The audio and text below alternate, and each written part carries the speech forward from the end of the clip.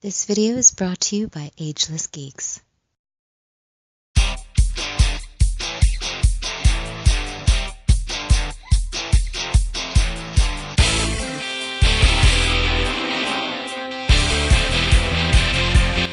Hey, what is up guys? This is Anthony, aka BatBomb82, and today I'll be doing a review of the 112 Collective Green Arrow figure from Mezco Toyz. Now taking a look at the front, we can see the Green Arrow logo in the center. On the top left, the 112 Collective blurb, and at the bottom we can see that it says Green Arrow, and on the right, the DC Comics logo.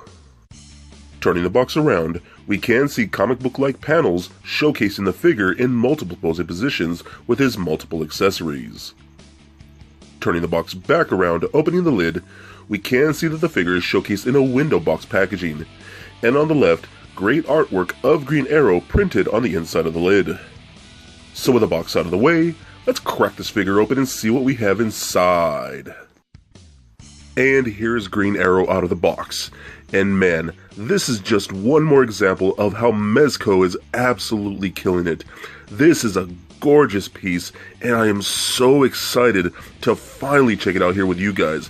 This has got to be one of the best Green Arrow figures that I think we've ever received. But before we take a closer look at the figure, let's take a look at the accessories. Starting off, Green Arrow comes with a ton of interchangeable hands, including the hands to hold his arrows, arrow releasing hands, gripping hands for holding his bow, 2 close-fisted hands, and 2 stylized hands. Next up, he does come with his bow, a set of dummy arrows to hold into his quiver, a triple arrow, an explosive arrow, a grapple hook arrow, a standard arrow, and a kryptonite arrow. And lastly, he does come with a circular base stand with the Green Arrow logo printed atop. He also comes with an articulated arm that articulates at 4 points with a clip. So with the accessories out of the way, let's take a closer look at Green Arrow. Alright guys, now let's take a closer look at Green Arrow here. Now, pardon my voice if it's a little raspy. I've been really sick, so my reviews haven't been coming as quickly as I'd like, but I have a ton of stuff to review, and this guy I've been waiting to review for about a couple weeks now, so really stoked to finally have him in hand. I remember when seeing images of him, promotional images from Mezco, I absolutely fell in love, and I could already tell this was going to be the best Green Arrow figure I think we've ever received. And to be honest, I think that's very accurate still.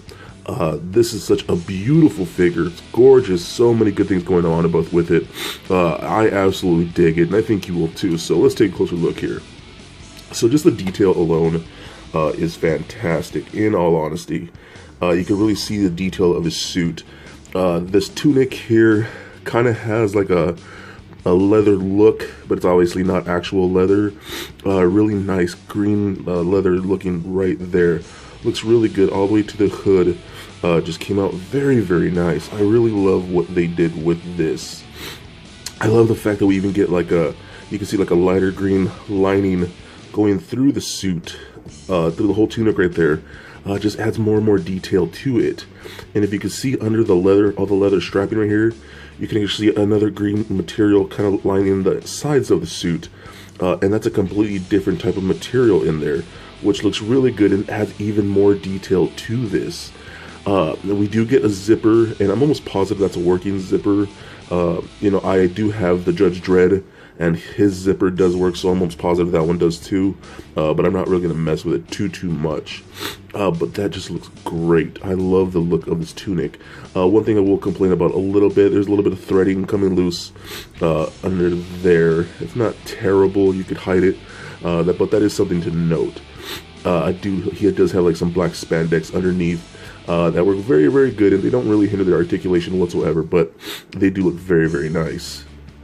All the sculpting details, like his gauntlets and things like that, you can see some paint detailing right in there. Looks like some scratches and scuff marks and things like that. Turning around, even on his quiver right here, it does see little scratches and dents and things like that. I love the fact we get paint differentiation right here, so you get a little more metallic green in there, whereas opposed to the outer sections, more of a flat, darker green. So that's really, really cool. We do have a removable knife right in there. Looks pretty good. This holster's right in there. Love the leather straps. The leather straps look like they could be actual, like, leather. It looks really, really good. And he has like these vials or tubes right here, hanging on both sides. Look really, really nice. Same thing with the boots and the shin guards. Really nicely sculpted. And I don't know how well it's picking up on camera, but you can kind of see right there. There is a little bit of a, I guess, sparkling effect, or to make it look like it's actual metal in the paint right there. It looks really, really good. You can see the boots and the feet look really, really good. Even the bottom of the treads, they got the green and black down there too. That's just more detail in this figure. It looks really good. You got some buckles and straps on the back of the boots. So we got the darker green as opposed to the brighter on the front. You can see even more dents and scratches in both sides of the shin guards and things like that. Look really, really good. All the golds in the buckles, almost like a faded gold, all along the leather strapping. Looks really, really nice. I mean, this is such a beautiful figure. The head sculpt looks fantastic. I do wish one thing though, that he did come with an alternate head, maybe an unmasked head without the eye mask right there. But that's not a really big complaint, but that's just something I kind of wish they did, but it's nothing too terrible. The hood does have a wire in it, along the lining right here in the front. And then we also get a wire running along the seam right here at the top that comes all the way to the back, right about there. So you can actually pull this back. It's a little tricky because that wire is surprisingly thick, so it does hold the material very, very well. So you can pull that back and you can reveal more of the head sculpt right there. So you can see that. It looks really, really good. Excuse me. Nice blonde hair going on just like that. I think that looks fantastic. It's really cool. I don't know if you could tell, but there seems to be like a faded gradients from the front of the face into the hairline. It just kind of makes it seem more, I guess, gives it more dimension and more depth on the face sculpt itself. It's actually a really cool effect.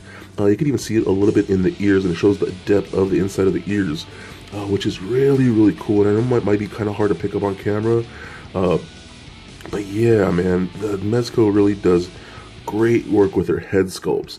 You know, I've noticed they do have some movie type figures.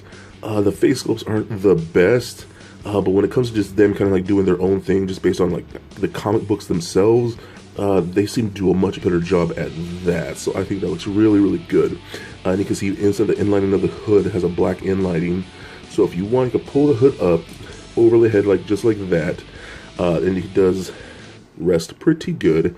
Then you can kind of just play with it like that, you know, whatever you like. You can actually push the wire down on the top, however you think works best for you.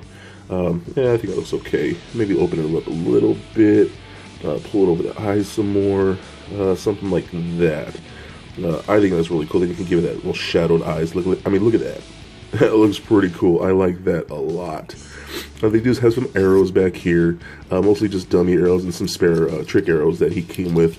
I just kind of shoved them all in there. I think that looks pretty cool. So he does have his bow, which is pretty cool. I wish this just were a little more detailed, meaning more, I don't know, I guess maybe a little more high-tech. It's not a terrible bow whatsoever, but I just kind of wish it was a little more modern. I don't know, that's just probably just me. But it does look pretty good. Nice paint apps for that. I think it came out really, really good. And we do get an actual string on there that it kind of feel like it does, and you can kind of see how this section right here pulls back with it a little bit. So I think I'll take this like a kryptonite arrow right here. So I think, because it does have a little notch, I don't know if you can see that in there. It has a little notch for like the string. So if you could pull this back, almost positive. Oh, that actually shot really good. So you can technically actually fire with this bow and an arrow. That's pretty dope. I didn't really expect that. But if you want to, that is totally an option. I like that a lot. So pretty cool. Pull down the hood a bit, real quick. Man, that wire is pretty thick. But I want to discuss articulation now. So the head is on a ball joint, rolls around pretty good. Get lots of motion in there with it. Looks really good. Can look up about that far, down about that much. Does look left and right, pivot side to side. With the hood on, you can still get some movement out of it, but obviously because of the hood, if he's looking to turn into the left or right, he's kind of looking into the hood a bit, but obviously you can kind of like move it out of the way and still get some positioning kind of like that, which I think is really good. Again, love the fact that they put the wire in there. Man, I kind of almost never want a figure with a hood to not have wire again. I think it's just such a cool thing. I absolutely dig that. So the arms go up and down and out, rotate in the ball joint of the actual shoulder, but as well as independently with the bicep. We got double jointed elbows that bend about that much. The hands are removable since they're interchangeable, so they are just on little pegs just like that. They are a little tricky, I've noticed, but the good thing about a lot of Mezco hands, the peg is really strong and sturdy, but the hands themselves are a little bit gummy. You can kind of see me squeezing it a little bit, so it makes it a little soft, pushing on the peg, so that actually works out very good. So that does rotate as well as hinge just like that. There seems to be, if I can tell, looks like there may be a ball joint coming from the upper torso into the lower abdomen, but it doesn't really get a whole lot of motion in there. But there seems to be another one from that lower abdomen into the crotch area, so you can roll that around back and forth just like that. It does turn side to side just like that, pivot side to side, crunches back and forth like so. So you can kick forward with those hip joints about that much, kick back about that much. Can do the splits about that far, which is okay. He does get rotation in the thigh right there. Double jointed knees just like that, and because those spandex cover the joint, that looks very natural. I dig that a lot. We do get a boot cut in there, right inside there, allows it to rotate left and right, and we do get an ankle joint, points the toe up and down just like that, as well as rotate, and we get a little bit of ankle rocker in there.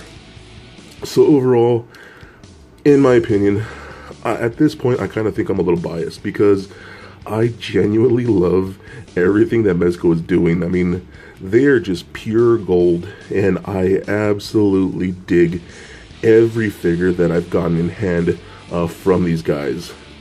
Everything about them is just works of art. Now I know a lot of people aren't gonna like this sort of thing with the soft goods costumes and things like that. I know it's not going to be everybody's cup of tea, especially with a price tag of around $70 to $80 per figure. But me, this is like a dream line to me. I've always been a fan of soft goods. I've always really wanted really highly detailed figures with a ton of accessories, great articulation, and the fact that we get Marvel licenses, DC licenses, I mean, all these other things. I know Popeye's coming out, which is insane. I cannot wait to own that Popeye. This is just another figure for me to absolutely fall in love with. And I just recently started a group on Facebook called Mezco 112 Collectors, 112 Collective Collectors. I'll try and leave a link in the bio. It's a group, nothing devoted to fans of 112 Collective figures. So if you're into 112 Collective figures, go ahead and hit up our group. If you're 18 years or older, go ahead and join, and we'll let you in there, and you guys have all kinds of fun with these types of figures. So overall, just another home run for Mezco. So for a quick size comparison, here he is standing next to a Marvel Legends Captain America figure, as well as a DCUC Batman figure. And for your Mezco comparison, here he is standing next to the BVS Batman and Judge Dredd figures. And for your Green Arrow comparison, here he is standing next to the New 52 Green Arrow and the DCUC Green Arrow. And just for fun, here he is standing next to Little Lego Bat Bomb. So there it is, guys, my review of the 112 Collective Green Arrow figure from Mezco Toys. And yet again, Mezco gives us another magnificent piece. This truly is a work of art. From the tailoring of his tunic, to that wire in the hood, to his accessories, his articulation, sculpted detail, paint apps, makes this figure an awesome piece to have in your collection. So head over to agelessgeeks.com for great deals on action figures like this, and all the things you love. So please comment, like, and subscribe. Stay nerdy, my friends. Peace.